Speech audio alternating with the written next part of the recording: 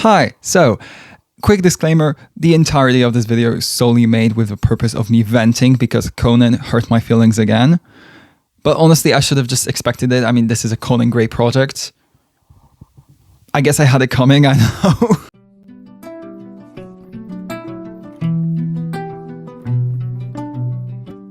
Hello, my name is Freyr. I am your favorite local forest gremlin, a Polish sociology student, and a pop culture enthusiast. And today, I have the honor and the privilege of sitting down and talking a little bit more about a little 12-track album that came out just this month, actually like almost a week ago at the time of me filming this, which is called Wishbone by Conan Gray. Honestly, this album was kind of life-changing. I listened to it for the first time on a TikTok live, and let's just say that it was a tough experience just in general. Like, I was so exhausted by the end of it, just emotionally, but also it's just so good when it comes to the music, when it comes to the lyrics, when it comes to his vocals, the production of it all. It's a perfect project in my opinion. And you know, this year, 2025, has been slightly boring when it comes to releases from like major artists. I mean, we had Mayhem by Lady Gaga. We have Princess of Power by Marina. We also had the drop of Can't Us Anymore, The Longest Goodbye by Romeo. But like, when it comes to the actual like exciting releases, not much has been happening up until this point. I mean, from now on, it's going to be interesting because we have Taylor dropping, we have Florence and the Machine dropping, we have Sabrina, we have LaVey, we have Renee just dropped. I still haven't listened to the album. I might have to do it very, very soon. But this album, amongst all of those releases that have already come out this year, stands out to me so much. It's literal perfection. It's a 12 out of 12 hit album. And I'm honestly not surprised that this is also Conan's most critically acclaimed project. It's so perfected on every level, and you can tell he's matured so much as an artist. His early projects weren't bad at all. They were actually really, really good, especially for a debuting artist. But this is just on an insane level. I think the term Album of the Year is commonly associated with the Grammys because it's one of the awards at the Grammys. And whilst I don't know if this album is gonna get a nomination in that regard, I honestly don't care.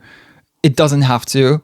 It could, in my opinion, and would be deserving, but it is my personal album of the year so far, and I don't know if there's anything that can possibly top this, aside from maybe The Life of a Showgirl or maybe Man's Best Friend. Those are like the only two projects that I could genuinely see topping Wishbone when it comes to my ranking of like the high-profile releases of this year. So in this video, I'm gonna rest my case in front of you, and I'm gonna tell you about why I personally think that this is one of the best releases of the year. We're gonna talk about the lyrics of it, we're gonna talk about the music, the vocals, the production, all of that. We're gonna talk about some of the music videos, and hopefully by the end of this video, you'll understand why I'm so obsessed with this project. But before I start the actual like yapping, I do want to quickly remind you to please subscribe to my channel. You can always like this video, you can comment down below, you can share it with your friends, and you can also follow me on all of my other socials, which are listed in the description box below. Please do so. I really, really appreciate all the support I can get from this video. Thank you so much in advance, and in the meantime, let's just get into it. I have 9 pages of notes on this album, and I love that my first note, just like all together, is yay, a crash out album, because that's what this is. My first like general thought about this album is just how much I love the aesthetic of it. It's dreamy, you know, you have the pajama. It has more to do with like wishes and dreams after a broken relationship. It's also kind of like living in your own head, own imagination delusion, which we see in this album in a few different songs actually. I also love the concept behind Wishbone being the name of this album. Wishbones can symbolize hope, luck, and pursuit of dreams, which in my opinion immediately reminds me of this song, but we're gonna get into that a little bit later too. Two people typically break a wishbone, and the one that gets the bigger part gets to have, you know, their wish come true. But at the same time, Conan presents it in a way that it doesn't matter whether you get the bigger part or the shorter part of it. It's what you do with it. I also love that on the cover, he's literally holding onto a wishbone. It's almost like he's trying to hold onto his end of the stick. He almost tries to keep himself afloat by using it this way. Also, I love the entire like marine sailor aesthetic that this has. Like he's literally sailing through the treacherous water of his own imagination and the strong currents of this relationship. And his wishbone is his like one saving grace that he's holding on to. Now, talking a little bit more about like the actual songs on it, he had no fucks left to give. The bridges on this album, the bridges on this album are genuinely insane. Like every single bridge, 10 out of 10. It's like every single one of them. He just had so much shit to say and he says it. And I love that. This is probably his most vulnerable project to date, despite the fact that he's never like strayed away from talking about like very, very personal stuff. You know, Super 8 is literally all about that. But this is so much like, I don't know. There's just something about Wishbone that makes it all like very refreshing, and it still feels like it's a new side of Conan that we've never seen before. This album was honestly kind of tough to deal with because of some of the lyrics. Like I felt called out at several points in this album and it was not fun. But honestly, as I said in the intro, like what was I expecting? This is a Conan Gray project. The production on this album is also immaculate. Like him and Don Nigro work magic together. It's insane, every single song, and the way that he also does those sonical landscapes and how they kind of relate to the messages that he's trying to portray through their lyrics. It's just, this album is so high production wise. I think it's his best overall project, just in general. I also want to point out that the track listing of it is so smart because we start off with Actor, which is kind of like a supercut of this relationship that inspired Wishbone in the first place. But immediately after, we get hit with this song, which is his like previous delusional outlook, or maybe like a perfect relationship he imagined. And then we get faced with the reality of Vodka Cranberry. This album is genuinely perfect and I need more people to listen to it and I need more people to recognize its greatness. It is Conan's best release of his career and I think this is going to go down as one of the best releases of this year.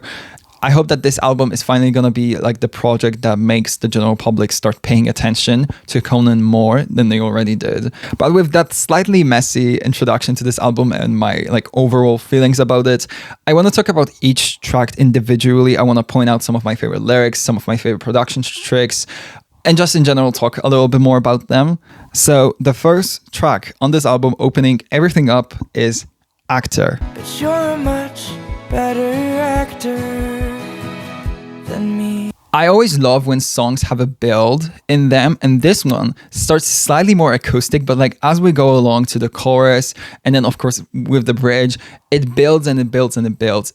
At first it's very, very quiet, it's very toned down, but it really, really quickly explodes with so much instrumentals and also a lot of emotion, and I personally really love that. I also kind of feel like this is a good opener because it almost like prepares you for all the crash outs that you're going to experience whilst listening to this project. It also kind of summarizes everything that we're gonna see in this entire album. Like the themes it sets are reoccurring for the rest of the album, and you know I love that. Whenever there is an opening track that kind of shows us some of the metaphors that are gonna be used later on in the project in maybe different ways or maybe gonna be explored slightly more, I'm always here for that. Also, this damn chorus stays in your head for days. It's so like, ooh, this chorus.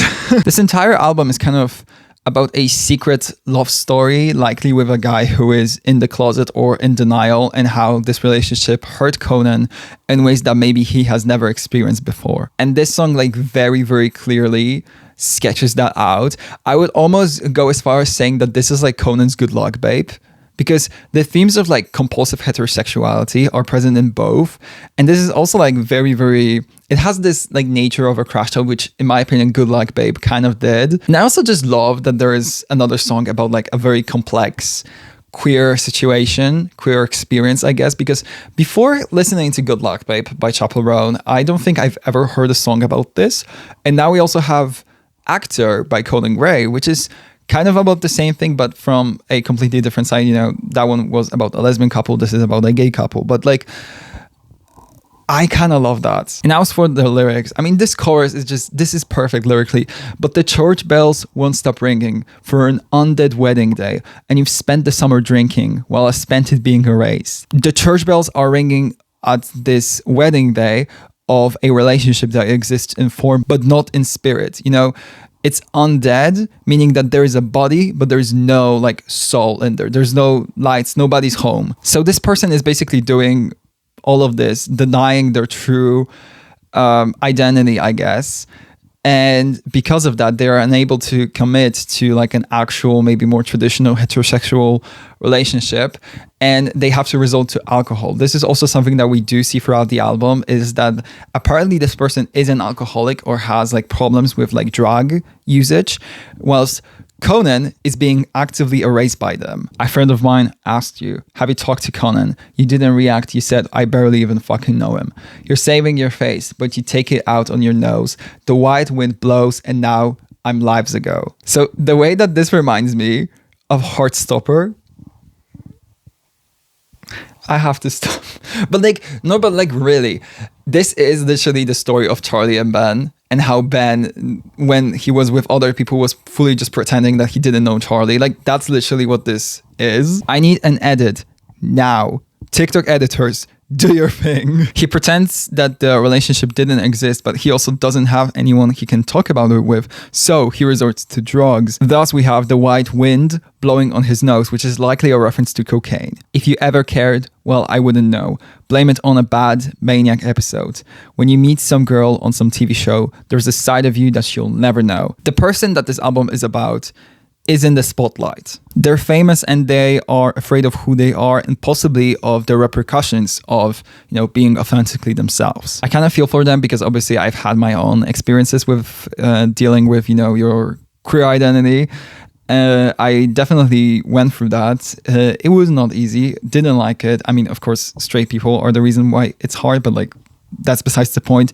But I couldn't ever imagine doing it while you're already famous and there's like thousands of eyes on you. It's always a risk whenever you're a normal person, but I understand that if it's somebody who is in the spotlight, who is famous, who has a bigger following, it might be even scarier to do. So from that point, I obviously understand it. This person is obviously in the closet, and I think that obviously should be respected. So if there are gonna be any comments on this, please don't speculate about who this could be, because that is very disrespectful, and I don't think we should be doing that. We should respect everybody's coming out journey, however long it takes and however turbulent they are. But just because, you know, you're closeted doesn't mean that you get to treat other people like shit. He's an actor, a better actor than Conan for that matter.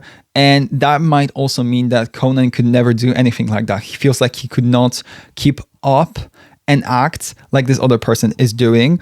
And I also feel like we do see that numerous times in this album. Also, just in general, actor could refer to like the profession that they have, because we know that they're famous. So I don't know, that might be a connection there. Overall, I feel kind of like weird about judging this person based on, you know, this album, because obviously they are not in a good place when it comes to just in general their inner peace. But at the same time, it's like, just because you're figuring your stuff out doesn't mean that you get to be shitty to other people. And from what we hear of this album, this person was not the best partner to have. However, we don't really learn about that from the next song that comes along, which is called This Song.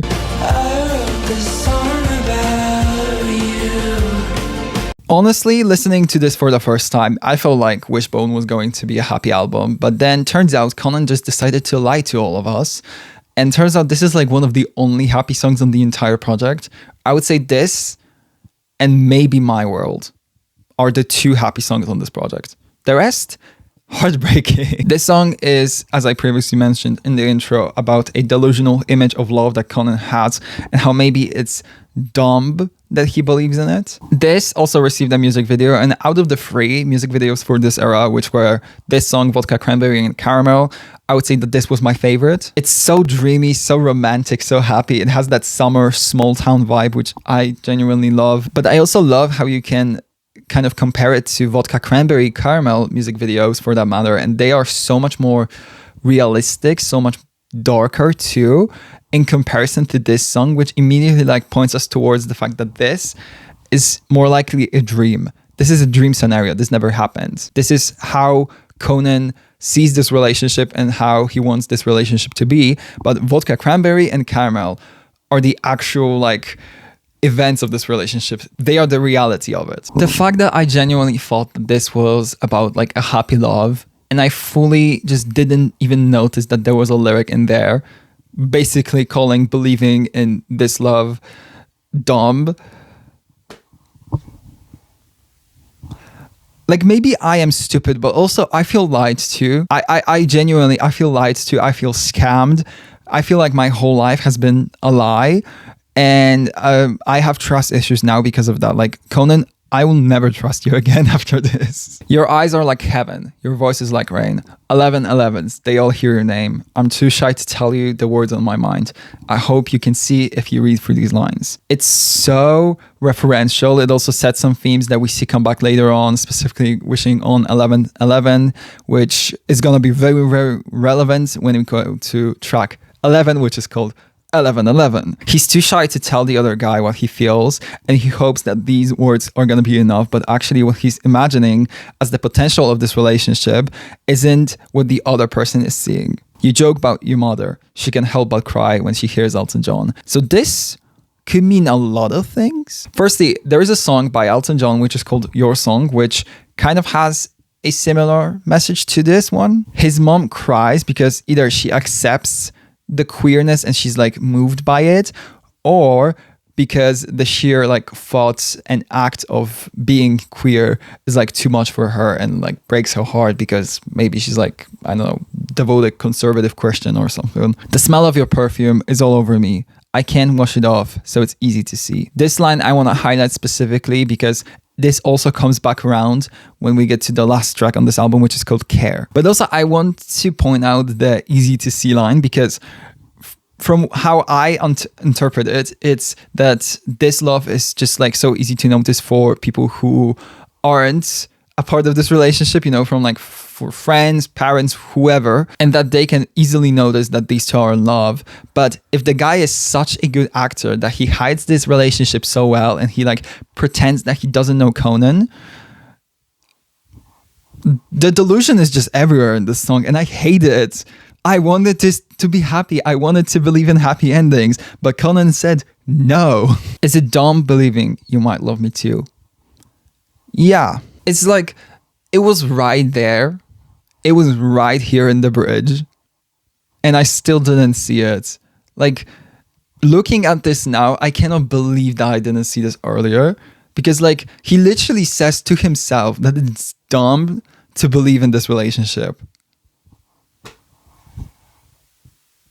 And I thought this was a happy song. But just in general, I love this song. It's so good. I think this instrumental is just so romantic. I love the strings in it. They just, everything about this is, it's beautiful. Like, I could listen to the entire like instrumental on its own for like hours straight and not get bored of it because it's just so filled with emotion, beauty. It feels like something off of like a romantic movie soundtrack, something. I wouldn't say necessarily like a rom-com. I don't think this would be in a rom-com. I think just in general like a romance. I think the visual for this is also perfect. This music video is so beautiful. It's genuinely, I think it's like peak goals for every queer person. Like experiences this kind of summer love and you get to like, I don't know, bathe in a creek, sleep under tents, you know, do all that in the summer.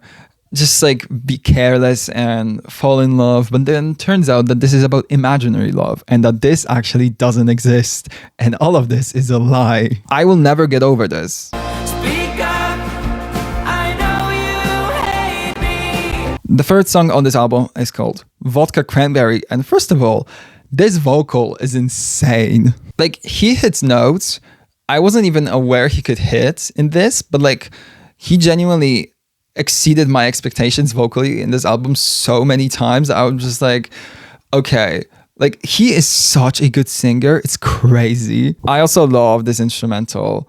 I think that we focus a little bit more on like the words he's actually singing so that the instrumental is a little bit more taken aback, but it all comes back in this final chorus. and it's all so epic. There's so much emotion, so much tension in here. I really, really love this song. It was such a perfect single.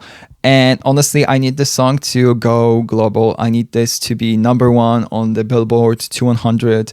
I need this to have paid Spotify streams, paid critics. I don't care. Autoplay, stream farms. I don't give a shit. I need this song to be a hit.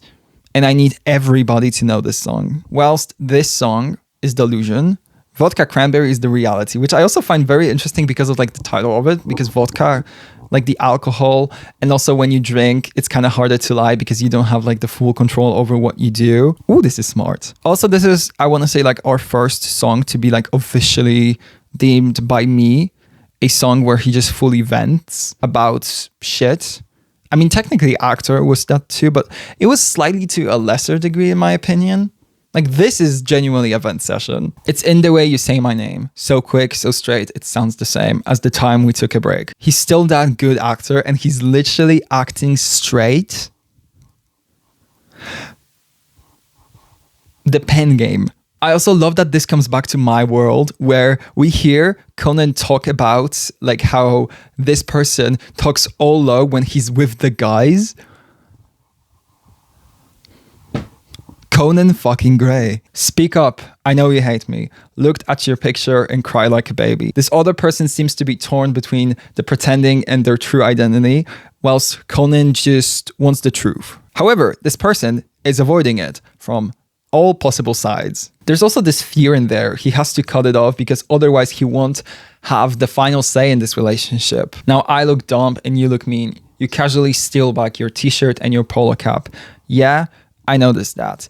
I love this so much. The other guy is trying to make him leave by being cold, and Conan feels like he's dumb for still sticking around. Also, the taking back of clothes being a symbol of the looming end is just perfect to me. Like, he's literally just like moving out from this person's life. It's immaculate pen game. And then this high note is in the bridge is just, I mean, I don't even feel like I have to say anything about it, right? This is the breaking point of this relationship. We see him finally deciding to do it, and he basically finally ends it all. I love this song. I just in general really, really love crash out music. Crash out songs are some of my favorite songs of all time, so obviously I'm gonna love this. Vodka Cranberry was such a gaggy single too, because especially after this song being this happy, you know, very, very cutesy portrayal of love, very romantic, almost idealistic, but not realistic. And then you get a hit with the Vodka Cranberry, and it's just perfection. Also, this music video hurt my feelings too. I made a TikTok about it when I watched it, and I first saw the scene where Brando leaves Will and he sneaks out, and then Will runs out of the hotel a couple like hours later, like yelling his name, being like, "Where did you go?" The abandonment.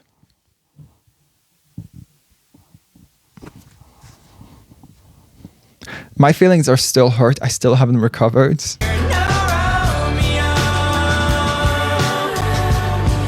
Fourth track on this album is called Romeo. So I didn't like this at first. I first listened to it and I was like, okay, this might be my skip. But honestly, this did grow on me a little after like listening to it a few more times.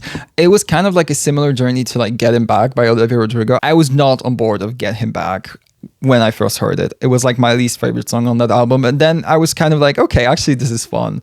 I kind of like it. And that was kind of my similar journey that I had with Romeo. This is talking about how this guy was actually kind of a mess and isn't fit to be Conan's Romeo. It's maybe kind of trying to make sense of the decision to finally end this relationship by pointing out all the flaws that this guy had. I also love that there is this like little trumpet at the beginning of this, and this is called Romeo and references, you know, a character from a Shakespearean play. That's such a funny detail. I love it. And that also comes back around when you have the bridge, but we're gonna get there. You don't want to know all I did. I drank your poison from your lips. I took that blade into my ribs. You took away my will to live. He took the blade into his ribs because he accepted this relationship. He committed to it and he trusted this person. But then he got stabbed and didn't even have the will to like get back up because of how this person left him. Never liked sitting around your egoist actor friends. Never liked kissing your mouth with cigarettes on your breath. He didn't feel like he belonged in his world. And also other actors, that might just refer to profession. But it also may be that all these people are also like playing pretend like this other guy is and are trying to make themselves seem so much more cooler so that everybody likes them. But turns out they are just playing pretend. They are just egotistical actors. I don't want to know what you did with all the girls you swapped me with. Your drunken mouth all on her lips. Guess I was just your experiment. Fuck. I love when he curses in music. It's just so like rewarding, I guess. He felt like he was used as an experiment, and how after the relationship has ended, the other guy uses alcohol and drugs to deal with his internal turmoil and is also pretending to be straight again. He's kissing girls while he is drunk because maybe this is the only state that he's able to like enjoy their intimate company in. Where art thou? Fuck if I care now. You've got to figure out your shit with someone else, man. He asks in a Shakespearean way where he is, but he immediately goes like, I don't give a fuck, actually. He spent this entire song talking about how this guy is a Romeo wannabe, basically. But at the same time, we know that he is kind of like lying to himself because we know he cares. There's a literal track on this album called Care, which is just about that. I also kind of love that he is like tired of being an experiment. He also kind of like gives him advice, like go and figure out your shit. But you're not gonna be figuring out your shit with me. I am leaving. It's your problem to deal with now. I think that I still have a long way to go when it comes to my relationship with this song because it's still not like really like there with me. It's definitely grown on me, but I've definitely been listening to it more and enjoying it more as time goes on. I really kind of love the production of it. It's slightly messy.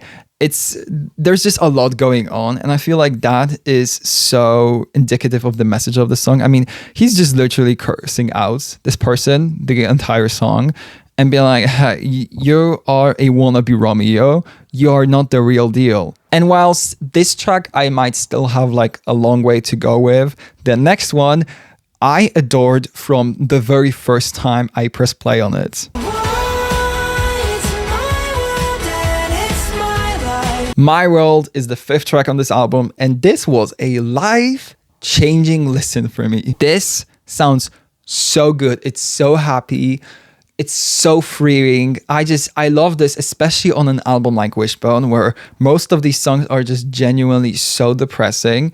This is that one breath of fresh air that you kind of need before you get into all of the depression. I feel like this song is almost like a reminder that this was all a long time ago, and now Conan like lives in his world, and it's all better now because he realized that he doesn't need this other person in his world. At least that's how I choose to interpret it. That might not be the real case, but like, I don't care. I'm interpreting it this way just to feel like, I don't know, a sense of closure, and also to feel positive about this whole story. I don't know. He starts appreciating himself more after being poorly treated by this Romeo. I found approval as a remedy. Every fucking person I would have to please. Maybe I got that from you. He became a people pleaser for this person, tried to satisfy so many people, but realized that that was pointless. But also, maybe he got that from this person because that's what his ex is also doing. He's trying to act straight to please other people, and he's not being authentically himself because of that. And Conan was basically doing the same just to stay with him. But he then goes on to flip the script in the chorus. But why? It's my world and it's my life. It's my girl and it's my guy. I'll kiss him if I might like. I don't have you in mind. It's my world and it's my time. I'll waste it how I might like. I don't have you in mind. I mean, what's there more to say about this? Mind your own business. Let me be. I'm gonna do whatever I want, and however I choose to spend or waste my time is up to me, and it's none of your business. You have no say in it because it's my world and it's my life. All my self-assessment on your thought of me couldn't tell you who I was before. He sung about being self-critical and about changing himself to fit other people in songs like, for example, Jigsaw, which was on Super 8. But this song hits slightly different because we know that it's his world and he cut off this person that made him feel like he should change parts of himself in order to fit them. And then we get to probably my favorite bridge on this. I don't know if this is my favorite bridge on this album because like also Care and 1111 and Caramel. This album has insane bridges.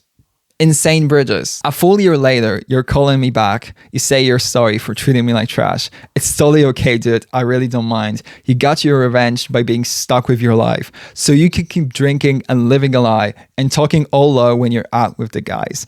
Doesn't matter to me. It won't affect my life because I don't care anymore. This bridge is so infectious, but it also almost feels like Conan has like the high ground over this person. He came out of this relationship with a few lessons that he's learned, but he's applied them and he's grown as a person. He started to appreciate his own world and his freedom, whilst this person is now stuck with their life because they're unable to admit to themselves who they are. Also, the way that this bridge is delivered is just perfect to me. Like his cadence in it and how he kind of, it almost feels like he's mocking this person, especially when there's the line of, and talking all low when you're out with the guys, and he like goes lower specifically to just like kind of like try and imitate that. It's so funny to me. Talking all low when you're out with the guys. I honestly love Savage Conan. He might be miserable, but Conan doesn't care anymore. And honestly, good for him. I fucking love this song. It's so perfect. It's infectious and it has such a good message. The production of it is so cool. Although I do have to admit that when I first pressed play on this, I kind of thought that I accidentally played State of Grace by Taylor Swift because it kind of begins with like a percussion. I was like, okay. I didn't press play on that, but it isn't, and it very quickly transitions into this beautiful production. Dan Nigro is over there in the background just doing shit, and every time he does anything, I'm just always clapping. You know, this song is so perfect, and I feel like it's really unappreciated. Like I feel like many people love the sad songs on this album, but not many people pay attention to My World specifically. Well, Olivia Rodrigo did pay attention to My World because that I think is the song that she shared on her Instagram story to like congratulate Conan on the release of Wishbone. She has good taste in music though. This is one of my favorite songs on the entire project. It's so infectious. I cannot help but to like smile whenever I'm listening to it. It just fills me with happiness, which is something that I really lacked when I was listening to this album for the first time. So whenever this comes on, I'm just always appreciating it. It's such a good song. But I want to say from this point on in this album, every single song was a call out. Every single one of them hurt me on some level. And I don't know if I've healed yet, but honestly, whatever. Class Clown is up next. This is track 6, and this was the one that I was listening to this literally through my fingers, like hands covering my face. I was like, okay, no, we are not doing this. I love how this song is like slightly uncanny in places, especially when you have the doubled vocals in some of the lines in the chorus. It's just so like excruciatingly sad, but it also does feel like there's somebody mocking you.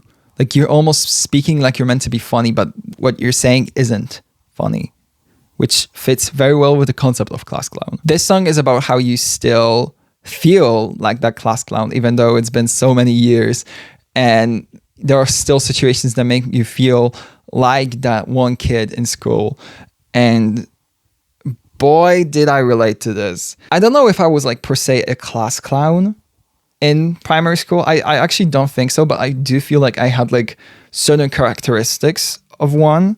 For one, I was never really taken seriously as a kid, I feel like, in comparison to others. But I don't know, I feel like I've started noticing that the more I like grew up and actually started to have a bit of more of a say in certain situations, and also started to be treated a little bit more seriously by other people. But also like, I don't know, I just sometimes cannot help but to just joke around everything. It's just kind of like my coping mechanism. So maybe that was also a part of that. I don't know.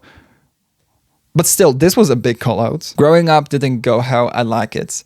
Twists and turns like the limbs of a pine tree, trying to grow on earth that rives, and do it all with the biggest smile. Pines are trees that can grow in really bad environmental circumstances, from what I was able to gather, which is something that I think we know Conan can relate to. The earth writhes, which to me suggests that his upbringing made it basically impossible for him to feel like he's a normal person. But he put on a smile and tried to fake it till he made it. Everything comes back around.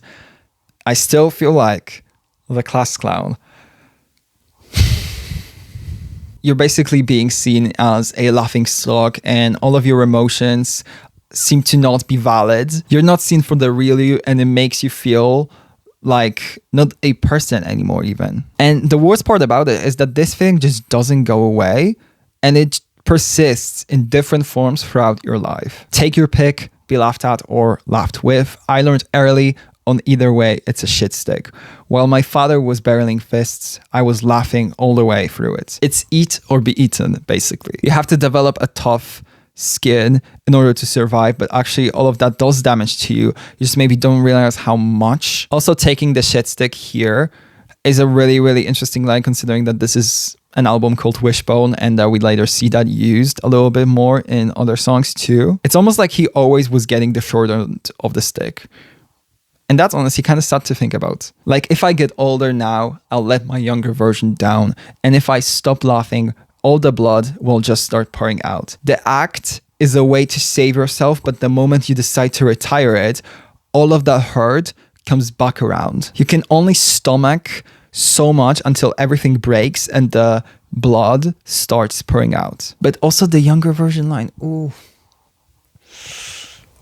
Oh, this hurts. It's like promising yourself that one day it will all be good and you will be in a better place. You will be respected for who you are, and you're not going to be laughed at. You're going to be seen as a person, but you're still repeating the same mistakes and it never really goes away. This is so sad, and I almost feel like I hurt my own feelings by just talking about it.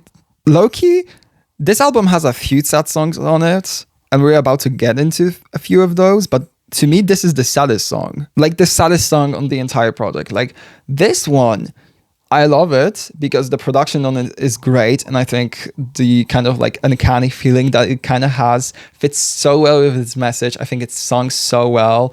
It has just this like feeling of like being uncomfortable almost at places, and I think it's perfect. But also, it is hard to listen to because every time you listen to it, you hear those lyrics and you're like, damn. Almost on every single Conan album, I have at least one song that I just have hidden because I just don't want to listen to it. Like, for example, on Super 8, it was Family Line, which I think is kind of understandable. I haven't really hidden any songs on Wishbone yet, but if I do, this might be it. Our love is a threat, and I'm nauseous. Track 7 is called Nauseous. This song shows off well how trauma related to previous different relationship that he was in affected this relationship that inspired Wishbone, and how he basically always felt scared. And in my opinion, one of the best lyrics in the entire song that kind of brings that concept to life is, "You're holding my hand. My mind sees a grizzly trap." I don't think I need to say anything else. I love this song, and the chorus is so beautiful to me. It really, really stays in your head. The way he sings the word nauseous and how the production amps up around that world, it's just so good. I love how it's slightly like taken aback, but there's just, I don't know, there's just something in there that feels very, very special that I can't quite like place my finger on like what it is. I know you, I've seen you, I've watched you around. Everyone trusts you, they love you out loud. You won't hurt a fly, but we're flying up now. And all that goes up well, it's got to come down. He's seen this film before, and he didn't like the ending, basically. He's having deja vu, if you will. Everyone loves this person because they don't know him like he did. And every relationship has its high moments. And then, when you're at the very, very highest, it all comes crumbling down. Your love is a threat, and I'm nauseous. Scares me to death how I want it. Not common sense, but I'm haunted by people who've left, so you scare me to death. Anxiety makes him nauseous around this relationship, but also he still kind of wants to give it a shot. He's terrified of it, but he still is kind of like going with it. Trauma is such a tough thing to deal with. And then he decides to include a few lines that, in my opinion, are criminal, and I am reporting him to the police for, because what do you mean? And maybe that's why I feel safe with bad guys, because when they hurt me, I won't be surprised. How is it legal to write something like this? Like, this is so insane. He always expects the worst in these. And also, if you're not a bad person before, the thought of being disappointed by a person you thought was a good guy is almost scarier than being hurt by somebody you already know is bad. Oh my God. I know that it's in me to really love someone, but that's not a thing that I learned from my loved ones. He also relates his issues with relationships and that anxiety to his problems growing up with his family. This is cruel songwriting. This is genuinely cruel songwriting. But just like back to the song outside of its lyrics, the chorus is just so good. It really does stay in your head. It also sounds like a classic Conan Gray song to me. And that's a reason why I also love it, because I love Conan Gray. I also love the little production tricks that are included in this, like for example the train leaving, or like the little fall when those things are mentioned in the lyrics. Specifically, I think it's the second verse when they're mentioned. I really, really love that. This is such a good and catchy song, despite the, you know, maybe slower tempo and maybe more of a like ballad nature of it. It's just so good.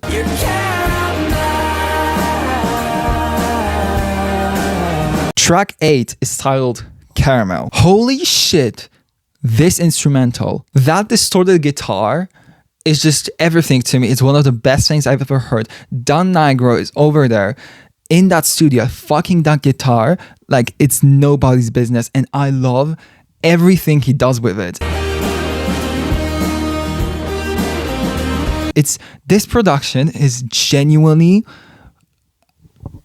I'm like speechless. I don't even know how to describe it properly. You just have to go and listen to it. It's perfect. This song is a hit.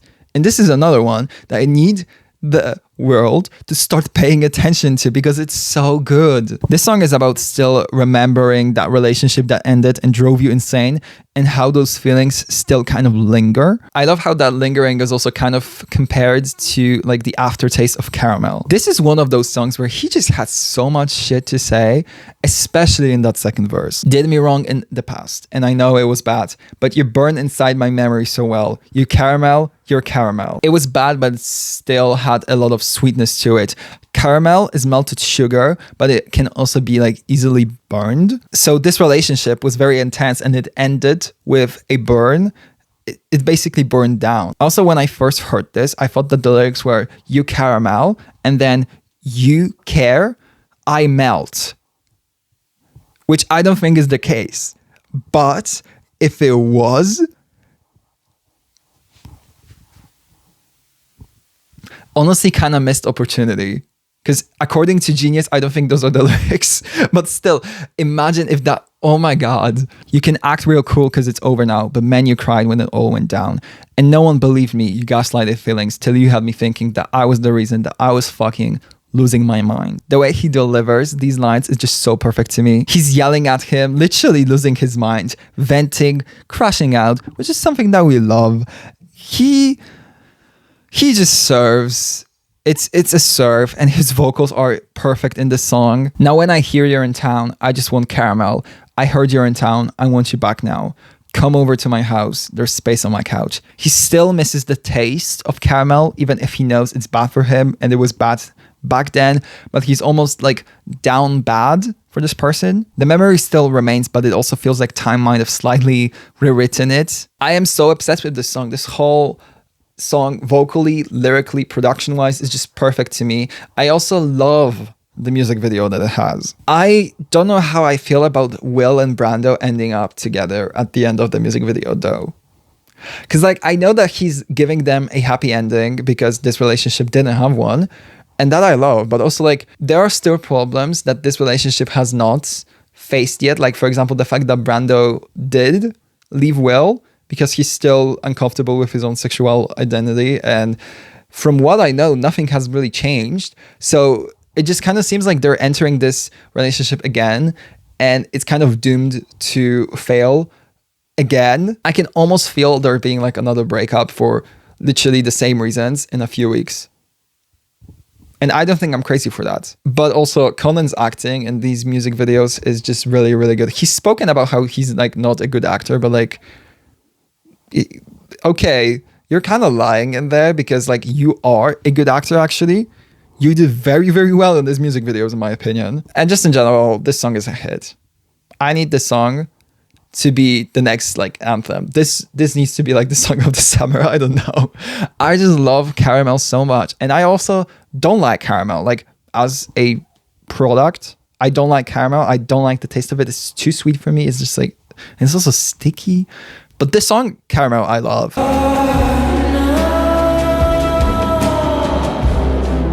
Track number 9 is titled Connell. Now, this song, apparently I'm missing a part of the context around it because apparently the name Connell is from a novel that Conan seems to really like. It's called Normal People, if I remember correctly. I've never read it. I almost went and read it for the purpose of this video, but I didn't have time to go to my local library, so I ended up not educating myself. So if any of you in the comments would like to tell me what the specific like reference is and why specifically Connell is mentioned here or not in the other songs, I would really, really like to hear that. Or maybe I'm just gonna read it at some point. I probably should. But this is another sad song. Yay. This also wasn't like really my favorite initially, but it did grow on me quite a lot after I've listened to it for the first time. This is another song that kind of feels like it's about how his ex was just not able to commit to this relationship, and comparing that to how committed Conan was to it. It's just heartbreaking to me. I saw you in a photograph with some brunette girl in a headback laugh, and I almost hurled when I saw your hand down the small of her back. You were never outside with me, spent my summer months in your unwashed sheets. The jealousy of him finding a girl and being out with her, but Conan being kept as a secret and never being like out and proud.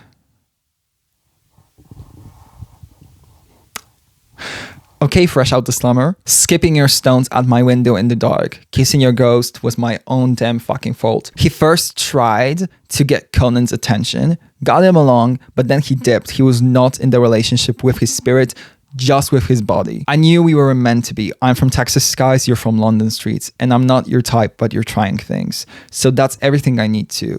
Break apart my own heart again. Validate the worst thoughts inside my head. That I'm not worth shit, and I'm better dead. Who's the victim in the end? This entire second verse I just had to include because it's insane to me. He was okay with like being an experiment at first, but after the experiment was over, all the insecurities just came back. So in the end, actually he was the victim. This also shows how they are from totally two different worlds, and maybe that could be also the reason for why it didn't work out. I specifically think that the Texas skies and London streets mean that Conan is more of a dreamer. He loves to live in his own reality. Like we kind of see on this song and also My World, whilst this person is maybe more down to earth, maybe more realistic. And that's why different music videos for this era are more realistic and some of them are more dreamy because there's this difference between them. Conan is able to be like totally engulfed by the romanticism of this relationship, whilst this other person is constantly thinking about how this relationship is going to look for other people. Yeah, you remind me of my father, slurring words. Jesus Christ, this line. I don't even think I have to say anything here. It's just really, wow. Especially knowing the history with songs like Family Line and Class Clown now. Ooh, girl. And then in the outro, he's calling out to this person, but they are not answering. This entire outro is just so dark and like hopeless. First of all, Conan deserves better. And second of all, this was infuriating to listen to. Knowing that he went through all of that genuinely made me angry at this other person. Just in general, the song is still amazing. I still really, really enjoy it. Even though I am really, really sad he had to go through all of that. Don't tell me. Track 10 is called Sunset Tower, and this is the underrated banger of the album. My World, I feel like is still slightly appreciated by the fandoms. I mean, at least slightly more than this is. Sunset Tower all of you are sleeping on this. It sounds like a drive through the city at night. It's such a vibe. And you know, you have those like city lights and maybe the moon. It's just, oh, it's so perfect. The production on it is the best on the entire album. Well, maybe not the best, but it's still incredible. Oh, this is so good. So this song is about the struggle of seeing your ex-partner move on from the relationship while you are still stuck in the aftermath of the heartbreak. And, you know, you're seeing them doing better than you are, and that is infuriating to you. And I think that is a very, very relatable feeling. I used to pick you up after shooting all day. We drive around talking about how we hate this place. Lucas says, you're dating again. It's horrible getting all your news from a friend. He's still not over it, and his bubble is being burst by a friend. It's horrible getting news through a friend, but it's also horrible to get the news, period. He just doesn't want them. He wants to sit in his own imagination and his own like vision of how this other person is dealing with it and how they are probably miserable because this relationship has ended, just like he is. Don't tell me, I can hear it. It's just almost like immature, trying to like shield yourself from the reality. He doesn't want to know that his ex moved on because it hurts him too, and he wants to continue living in that bubble. Part of me just wants some proof it's hurting you in the way that it's hurting me too. This verse, in my opinion, encapsulates this entire song so well. Like, he wants him to hurt just like he is, but also part of him doesn't because he kind of like feels for this person. It's just, he's torn between so many different emotions. I wish you the best, but hope that you die. Inside every time I'm playing in London, if there's someone new that you're out here fucking. He cannot stand being near this person, especially when they might have moved on. And there might be also another person in their life now too. And it also comes back to the previous verse that I just read, where he kind of is torn between his different emotions. Like, he wishes him the best, but he also wants him to die. Like, those are two very, very big extremes. I feel like this is such a relatable feeling, honestly. He has this like love-hate relationship with this memory of this person. He doesn't mean to be hateful, but he's still angry and he cannot help it. This feels like that late night crash out, crying in like a train whilst going home from a party, still being haunted by the demons of this like past relationship, and maybe, you know, having drank some vodka cranberry and all of those emotions come back because alcohol is just, I don't know, I'm just trying to make a connection here. I don't think it exists, but honestly, it would be cool if it did. This song is magical in my opinion, and I don't see enough people talking about it. Like, the Conan Gray fandom, we all know that the song is perfect. We all do. We just need to start admitting it a little bit more, because Sunset Tower is just genuinely one of the best songs I've heard in such a long time. It's an underrated gem, and I also would love to hear it live. I don't know if Conan is going to be going to Europe on this Wishbone tour that he's doing. I hope he is. I mean, I think playing in London, as we see from these lyrics, might be a little tough for him, but hopefully, you know, you can come to Warsaw, you can come to Poznań, you can come to Wrocław. You know, Poland is a safe space. Please come to Poland again. I didn't get to see him where he performed at like opener, and I was so mad because I had exams that literally the same exact day, and that was also one of the reasons why I didn't get to see Chapel.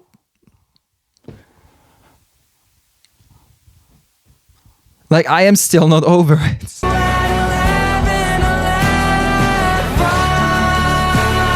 The 11th track on this album is called 1111, which again, very, very smart track listing. I love. So this is one of the most beautiful songs to ever exist. This is like the epitome of yearning, but also uses the references to superstitions. It's so gorgeous.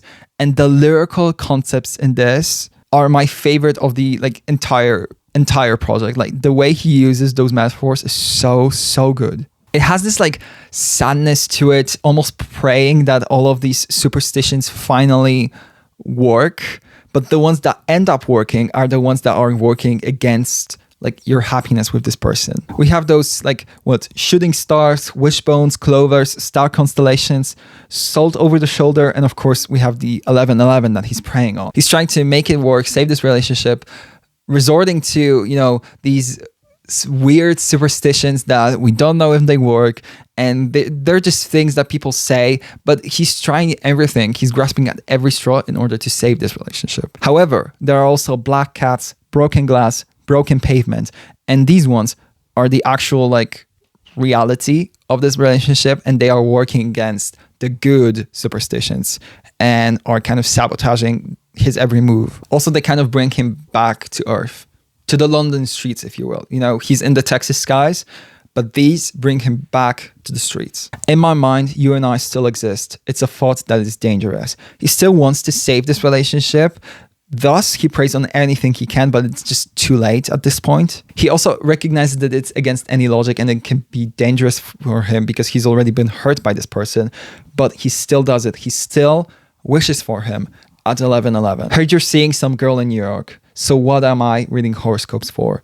You're still wearing those fucked up white Nikes, so maybe you're superstitious like me. He has hope that the other guy also wants to save this relationship, but it's just an idea. It doesn't have to be true. Also, and this is something I learned while I was researching for this video, is apparently white in horoscopes means like new beginnings.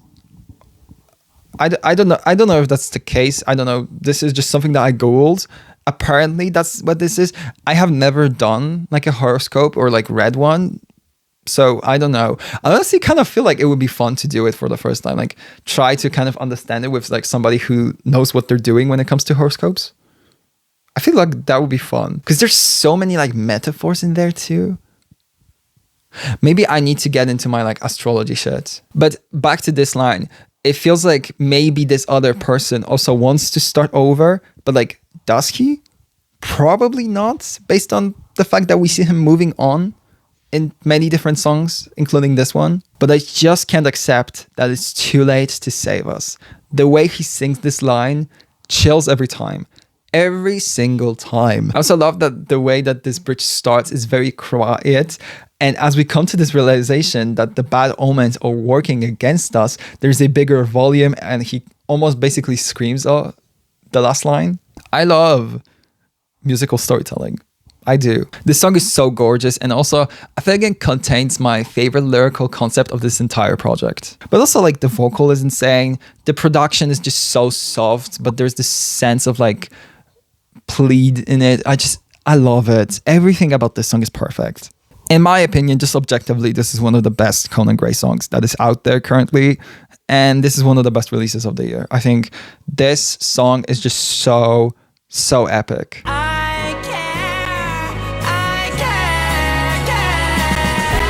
And now we have reached the end of the album with our 12th track, which is called Care. This is another one that I don't really know if many people are talking about.